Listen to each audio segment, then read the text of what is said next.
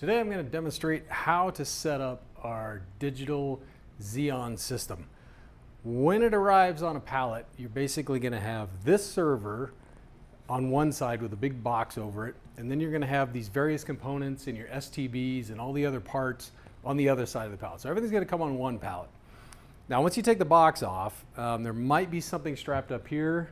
Let's go ahead and take that off. I want to make this as light as possible. The power supply on this is about 160 pounds, so I would recommend 2 people.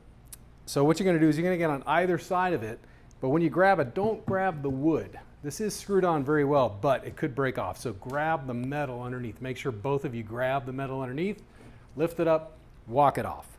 At that point, you're going to want to make sure the wheels are unlocked. So make sure that the wheels on all 4 sides are lifted up. So then you can just roll this in wherever you need to. So basically the rack is about 2 feet wide, 3 feet deep. Just make sure it's going to fit through the doorway. You can put it anywhere you want. We recommend somewhere relatively cool because it does generate some heat. So all I'm going to do right now is I'm going to connect all these different things one at a time and show you how easy this is. What I'm showing you is an actual system that we're shipping out. This is actually a used one, so I apologize if there was some dust or scratches on it. But there's a million zip ties. You don't want to cut them all off. The only ones you want to cut off are the ones that we purposely left these tails on. So any of these ones that you see that have the zip tie tails on them, just cut those off.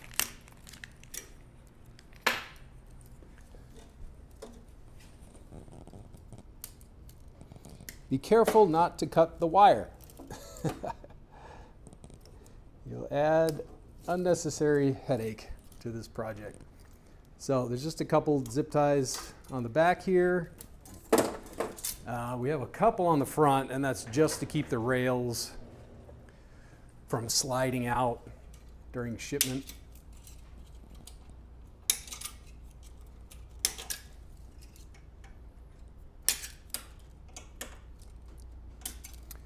Okay, so this system is going to be a management computer, a processing computer, and that's it. I don't have an extra streamer. So just a couple things here: mouse pad,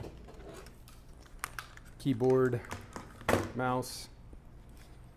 Now we do put the, there's a zip tie on the side here with a big loop, and you can just run that through there. Just give it a little pull.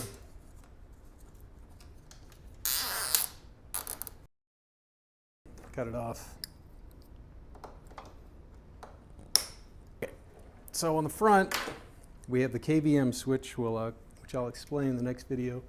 And there is a keyboard and mouse insignia on there, but it doesn't matter. Plug it into either one. All right, so now let's get the computer monitor on here. It comes with a bag. So in the bag we have the 4 screws and an Allen wrench that we're going to use to tighten and adjust this later. So I usually just pull this thing out, get my drill, put the first screw on there, get the monitor.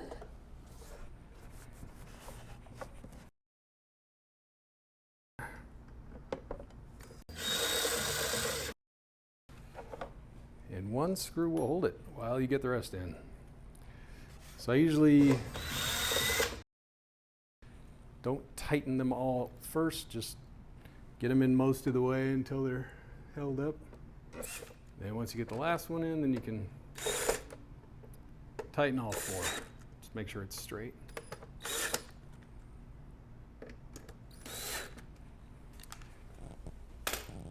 And then, like I said, we got an Allen wrench here.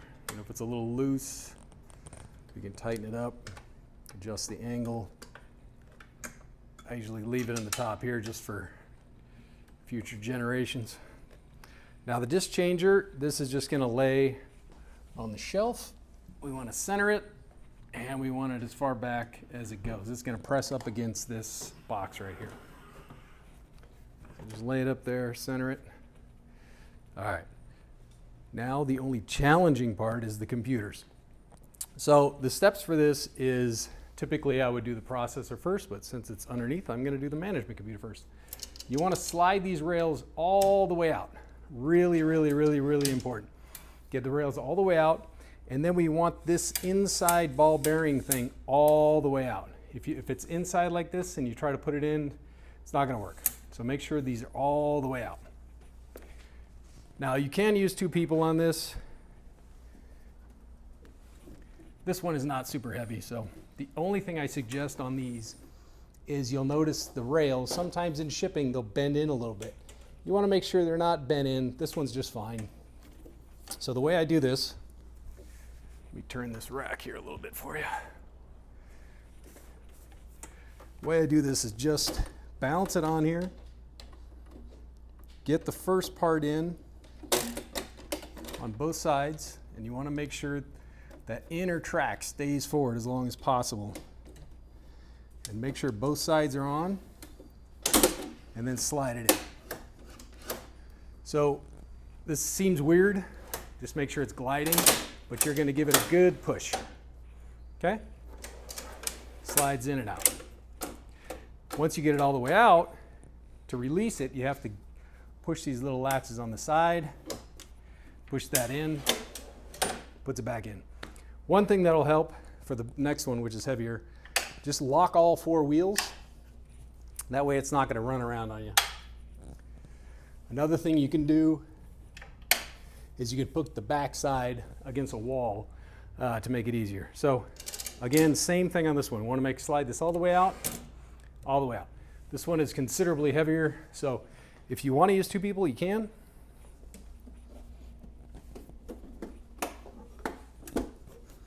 I'm going to try it by myself. All right.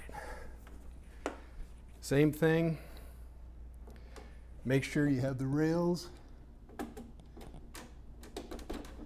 centered, and then make sure that ball bearing, see this one I missed it. Make sure you have that ball bearing started on there, and then just give it a push.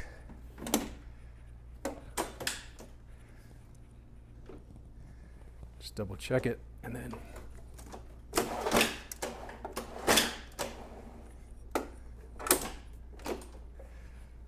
sometimes it's a little tricky, sometimes it's easy. There we go. Like I said, sometimes you just gotta push it in and out a few times. And if you know it's solid, then it comes out easy, and then you can push it back in easy. Like I said, you gotta do these little latches here. Okay. Computers are in. I would say the hard part is over. All right. Now we're gonna spin this around after we unlock the wheels, of course.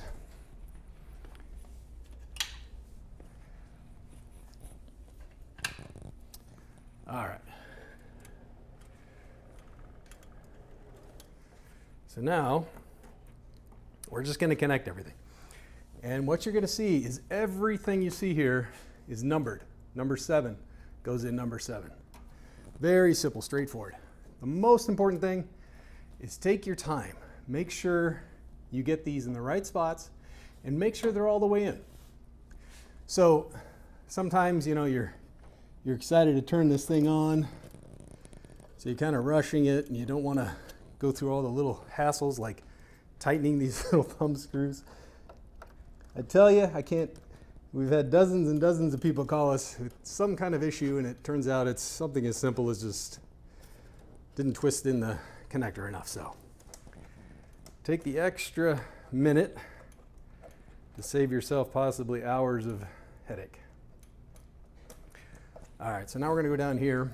What I like to do is just kind of start from the top, look down, just grab onto anything loose. Everything's going to have a spot for it. So here we got 12 and 12.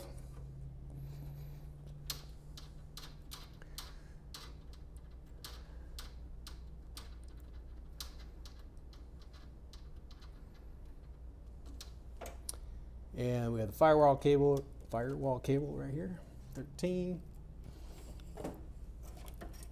All right, so you're gonna have, if you don't have the second streamer, you're gonna have an extra set of wires, which is bundled up down here. And we don't mess with that one. We just leave it alone for anything in the future.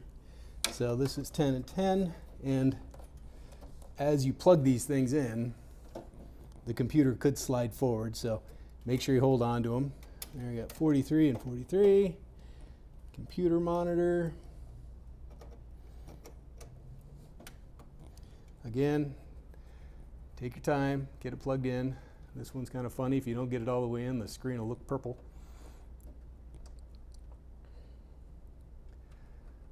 All right, here we got 17.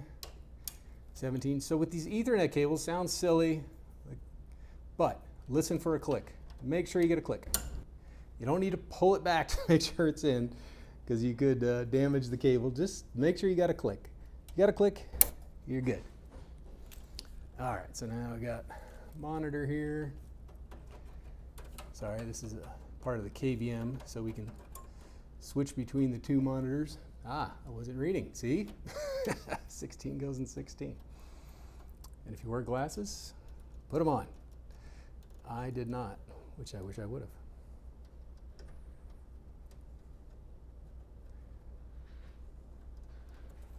All right, now we got this one, 15. As I'm tightening these, you're going to find a set of keys. These little bitty itty keys, you need to save those. They are to unlock the hard drives on the front of the management computer. If you ever need to change that out, you're going to need those keys, and it won't happen in a month or a year. It'll happen in 5 years, and you'll be like, where are those keys? Okay, so I'm just going to double check everything one more time. I usually just do this one more time. I just got any loose cables. Basically just kind of feel around for anything loose. I got everything plugged in. I looked at all the numbers. I want to make sure everything labeled on the computer actually has a cable in it. Everything is tight. Everything is good to go. And then all you got to do is plug it in.